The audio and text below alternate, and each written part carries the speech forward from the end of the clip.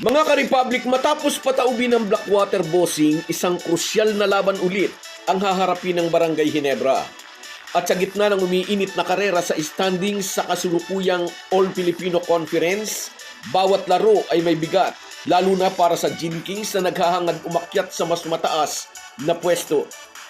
Nasa gitnang bahagi ng standings ang Ginebra sa record na 4 na panalo at 4 na talo, samantalang Pride na lang ang ipinaglalaban ng Jeep.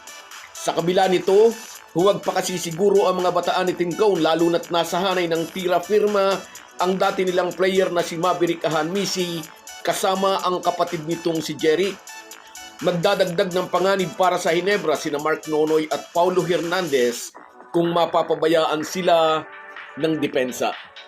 Pag-uusapan po natin yan, pero bago ang lahat ay maglalambing po ako sa inyo na isubscribe ninyo itong ating channel. At kung di masyadong makakaabala ay i-like at paki-share na rin ninyo. Malaking bagay po yan sa aming mga vlogger. Maraming salamat. Mga ka-Republic, isang krusyal na laban ang sasalubong sa Barangay Ginebra kontra Terra Firma G. Kung iniisip ng mga fans na ito ay magiging madaling laban, nagkakamali po tayo. Kahit laglag na sa playoffs contention, Pride ang ipinaglalaban ng buong kupunan. At bagamat maliit ang chance, nasa isip ng tropa ni Ronald Tubid na baka matsambahan nila ang isang malaking team na tulad ng mga mag-aala. Must-win game ang larong ito para sa Ginebra kung gusto nilang umakyat sa mas mataas na pwesto sa team standings at magkaroon ng chance sa twice-to-beat advantage sa playoffs. Sa laban mamaya na gaganapin sa Ninoy Aquino Stadium, ganap na alas 5:30 ng hapon, muli di dapat magkumpiyansa ang Barangay Ginebra. Huwag nilang isipin na ibibigay ito sa kanila ng Jeep na silver platter, ika nga. Kahit out na sa playoff contention, alalahanin natin, may sapat na manpower ang Terra Firma Jeep na magtala ng upset win kapag nabigyan ng pagkakataon.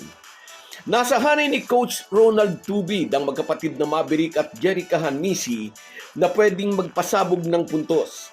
Nariyan din sina Mark Nonoy at Paulo Hernandez na sa kanilang huling laro ay nagtala ng 22 at 18 points respectively, at si Louie Sanggalang na nagdagdag ng 13 puntos. Isa si Sanggalang sa makakatapat ni Japet Aguilar, bagamat mas matangkad dito si Aguilar ng 5 inches. At sobrang angat din dito ang level ng laro ng Ginebra Bigman. Bagamat lagi nating sinasabi na dapat pa ring mag-ingat ang Gin Kings sa maliliit na kalaban, naniniwala rin po tayo na napakaliit ng chance na makakuha ng upset win ang Terra Firma laban sa Ginebra. Ngunit hindi ito imposible. Sa basketball, lalo na sa PBA, laging may puwang para sa mga sorpresa. Bagamat wala nang ipinaglalaban ng Jeep bilang isang kupunan, ang mga individual player ay mayroong gustong patunayan na kung makapagpapakita sila ng magandang performance, tatatak iyon sa kanilang stat sheets na pwedeng maging basihan ng malalaking team upang magkaroon ng interes sa kanila in the near future. Sina Stephen Holt at Isaac Go ay former player ng Terra Firma na naging kapalitan noon ni na Christian Standhardinger at Stanley Pringle.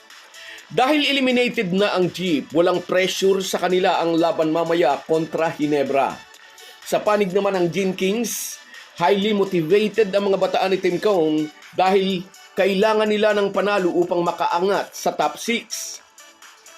As long as masweep nila ang natitirang 3 laro kabilang ang laban nila mamaya, malaki pa rin ang kanilang chance para sa top 4 finish na may kakambal na twice-to-beat bonus.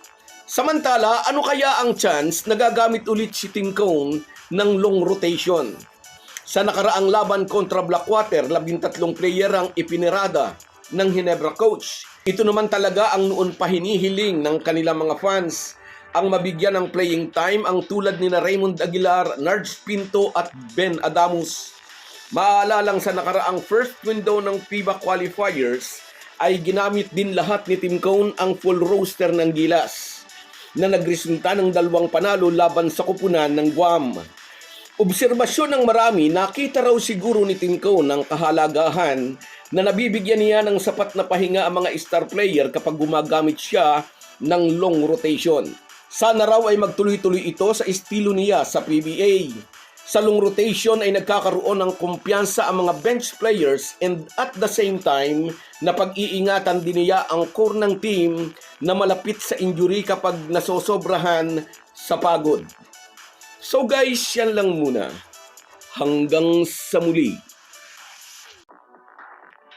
Kung wala po kayong mga viewers namin ay walang magtatagumpay na vlogger.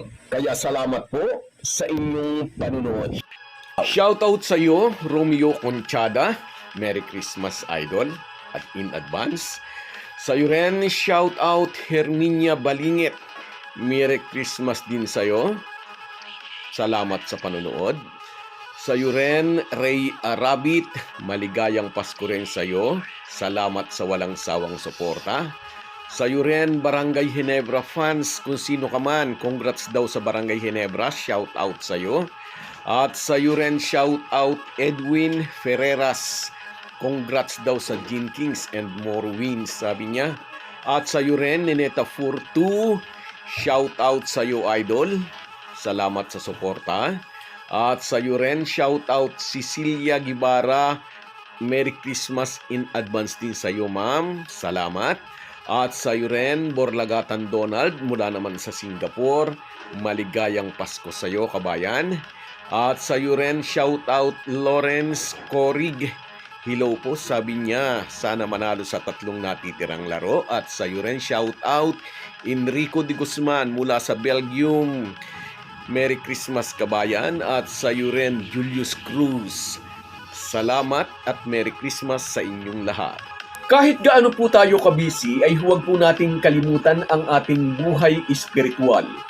Lagi po tayong magpasalamat sa bawat araw na dagdag sa ating buhay. Malaki po ang maitutulong ng pananalangin araw-araw. Isang paalala po mula sa inyong Halo-Halo Sports Republic. Subscribe ka na sa Republic. Halo-Halo Sports Republic.